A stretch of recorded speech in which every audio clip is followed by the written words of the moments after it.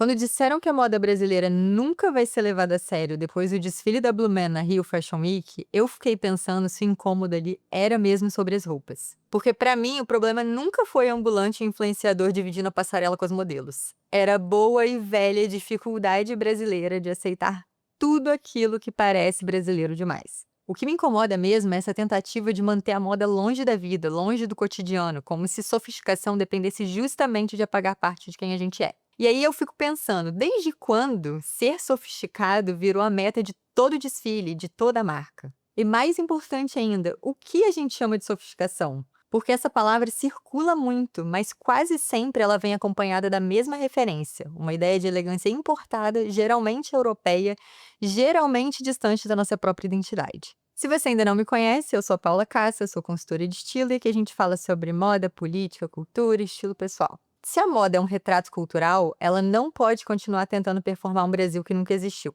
E foi assistindo e lendo essas críticas que uma pergunta ficou martelando na minha cabeça ali o tempo todo. O que a gente entende por ser levada a sério? Será que para ser respeitada, a moda brasileira ainda precisa parecer um simulacro mal feito de uma semana de moda gringa? E quanto mais eu olhava para essa discussão, quanto mais feed eu rolava, mais eu percebia que esse incômodo não nasceu agora. Ele é estrutural e atravessa a nossa história. Então hoje, ao invés de focar no rage bait, eu quero te mostrar 3 desfiles que pra mim foram acontecimentos nessa Rio Fashion Week. Mas antes, eu preciso te levar para o passado, para o Rio de Janeiro, capital do Brasil, porque é lá que começa essa nossa urgência de desprezar o que é nosso. Durante muito tempo, se vestir bem no Brasil significava parecer europeu. E é claro que existiam as adaptações, né? Aquelas camadas todas eram feitas de linho ou de algodão para tornar tudo minimamente possível no nosso clima. Mas o ideal estético continuava vindo de fora, principalmente da França. Era como os franceses que a elite carioca era obcecada.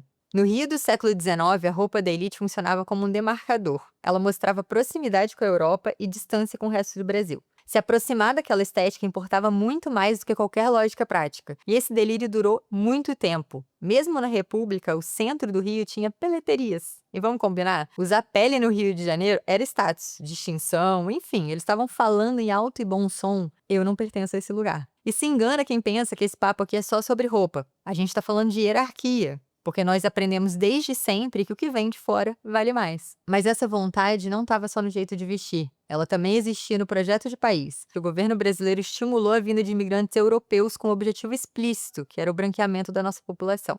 A lógica era a mais simples e absurda possível. Quanto mais distante da própria identidade, mais próximo de um ideal de civilização. E esse projeto de país ideal, ele era bem seletivo, porque enquanto o governo facilitava a entrada desses europeus, ele criava barreiras para limitar a vinda de imigrantes asiáticos. Eles queriam um progresso, mas tinham pavor de qualquer identidade que não fosse o espelho da Europa. E o Bom Retiro aqui em São Paulo é reflexo direto disso, tá? Hoje o bairro é muito conhecido pelas confecções de famílias coreanas, mas o começo dessa história passa pelos mascates e por uma comunidade judaica muito forte que veio fugindo da Europa e ajudou a construir a base da indústria têxtil dali. E é até irônico falar em base, em começo e se referir somente à indústria. Porque quando os portugueses chegaram aqui, os povos indígenas já dominavam o uso do algodão para fazer redes e adornos para o corpo. Ou seja, a nossa intimidade com o algodão vem de muito, muito antes da colonização. Mas mesmo com produção crescente, o preconceito já estava instalado por aqui. E ele aparecia de forma muito clara.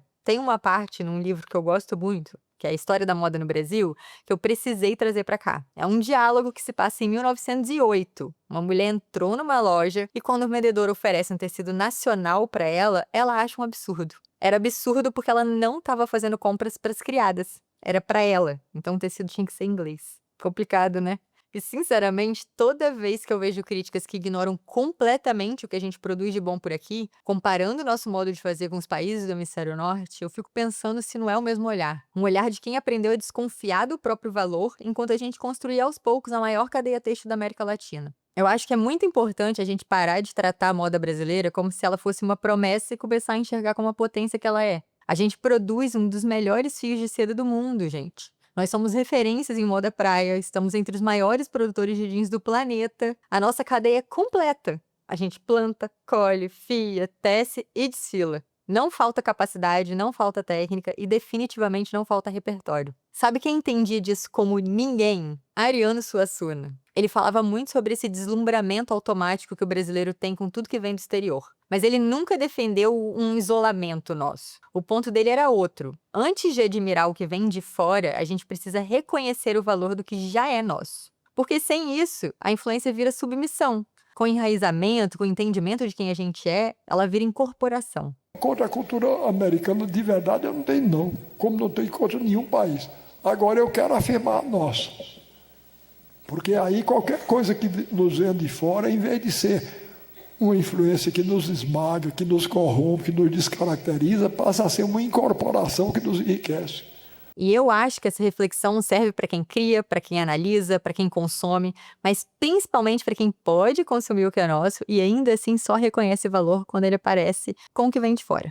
E foi justamente por isso que alguns desses desfiles dessa temporada me pegaram tanto. Porque eles não estavam tentando parecer uma outra coisa. Eles eram Brasil, só que cada um do seu jeitinho ali. A Missy já trabalha a brasilidade há muito tempo, mas o que me deixou mais vidrada nessa coleção foi a densidade das referências. O Iron Martin trouxe a estética da Gal Costa dos anos 70 para a passarela, evocando toda aquela carga de transgressão, de liberdade, sensualidade que a arte usava para resistir à ditadura militar. Parece que ele pensou assim também: já que eu vou abrir minha primeira loja no Rio e estrear o meu desfile aqui, eu vou chegar chegando.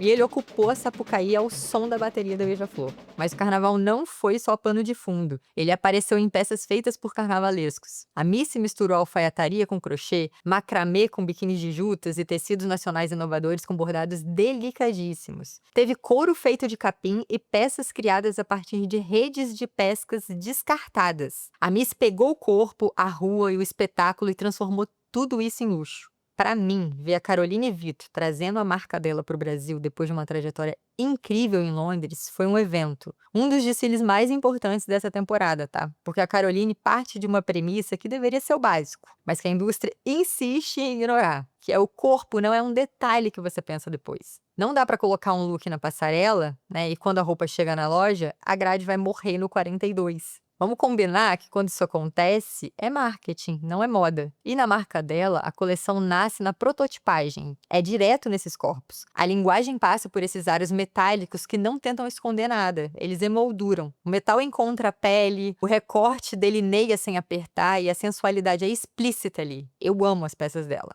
Ela passa longe daquela lógica absurda de que para valorizar o corpo feminino, você precisa disfarçar, suavizar ou cobrir alguma coisa. É o oposto. A roupa só existe porque o corpo tá ali. Entre sobreposições com biquínis, recortes e muita pele à mostra, a coleção começa com tons sóbrios, mas ela vai aos poucos esquentando nas cores, nas estampas. E eu acho que representou muito bem esse movimento da marca de atravessar o oceano. Sair da Londres fria e cinzenta para chegar no Rio de Janeiro quente, em todos os sentidos possíveis. A 100 me pegou completamente de surpresa, e isso não é pouca coisa, porque eu já sou obcecada pela marca há anos. O André Namitala trouxe uma 100 completamente nova para a passarela, muito mais madura. E o maduro aqui não tem nada a ver com o caminho seguro de repetir o que sempre deu certo e que eu gosto muito, por sinal, tá? Tem a ver com a coragem de subverter as próprias formas. O desfile foi de uma densidade linda, absurda. Ele inovou nas silhuetas, nos caimentos, trouxe formas mais robustas e brincou com sobreposições de um jeito que eu achei genial. A cartela de cores veio super fechada,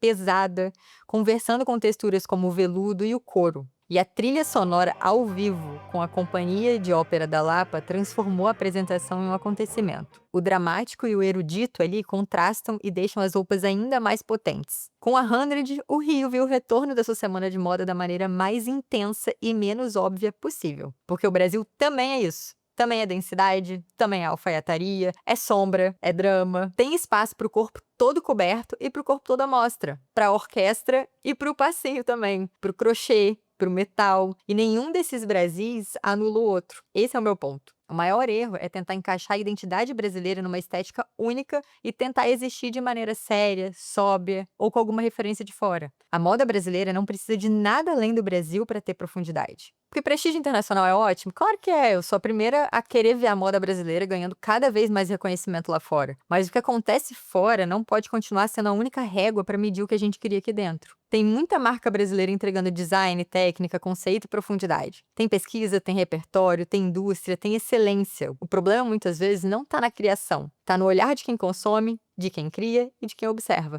Porque respeito e moda precisam caminhar juntos em toda a cadeia. Do bordado ao styling, da costura até o desfile, da pequena confecção aos grandes nomes. Não adianta o aplauso na passarela se quem faz a moda acontecer não consegue sustentar o próprio negócio. A indústria precisa de incentivo, de fomento e principalmente de gente disposta a reconhecer o valor que é nosso. Porque, no fundo, o nosso problema nunca foi a falta de excelência, e sim o hábito de associar qualidade à distância. Quanto mais longe do Brasil, melhor. Quanto mais perto da nossa própria realidade, menos prestígio. Então, da próxima vez que alguma coisa te incomodar por parecer brasileira demais, festiva demais, exagerada demais, eu acho que vale se perguntar se isso é realmente seu gosto ou se tem um fantasma de 1908 sussurrando aí no seu ouvido. Me conta aí nos comentários, porque eu quero muito saber a sua opinião sobre isso tudo. E se você gostou desse vídeo, se inscreve no meu canal, deixa um like, se puder dar um hype. Até!